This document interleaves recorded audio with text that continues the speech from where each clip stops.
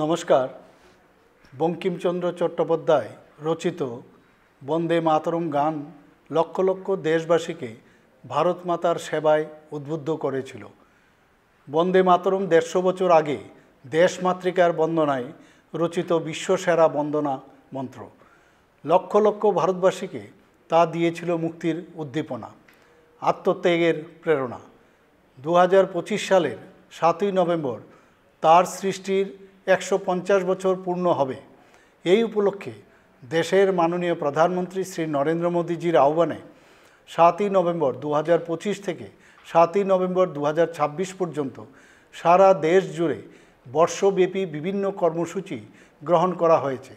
সারা দেশের সাথে আমাদের রাজ্যেও ৭ই নভেম্বর ২০২৫ রাজ্য সদরে কেন্দ্রীয় অনুষ্ঠান উদযাপনের মধ্য দিয়ে এর সূচনা হবে।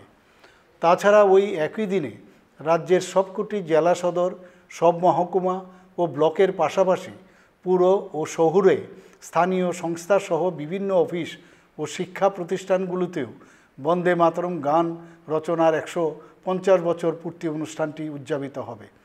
আমি এই অনুষ্ঠানে অংশগ্রহণ করতে সবার কাছে আহ্বান জানাচ্ছি। পাশাপাশি অংশগ্রহণ করার পর সংশ্লিষ্ট ফটো ও ভিডিও যে ক্যাম্পেইন ওয়েবসাইটে আপলোড করতেও আহ্বান জানাচ্ছি। বন্দে মাতরমের ১৫০ বছর পূর্তি উপলক্ষে আগামী ১ বছর বিভিন্ন পর্যায়ে বিভিন্ন কর্মসূচি গ্রহণ করা হয়েছে। আমি বিশ্বাস করি এই ঐতিহাসিক কর্মযজ্ঞের মধ্য দিয়ে বন্দে মাতরম শুধু একটি গান হিসাবে নয়, বরং ভারতের জাতীয় চেতনা, আত্মমর্যাদার প্রতীক হিসাবে আমাদের দেশের যশস্বী প্রধানমন্ত্রী শ্রী নরেন্দ্র মোদীজির বিকশিত ভারত গড়ে তোলার যাত্রার প্রেরণা সঞ্চার করবে। নমস্কার।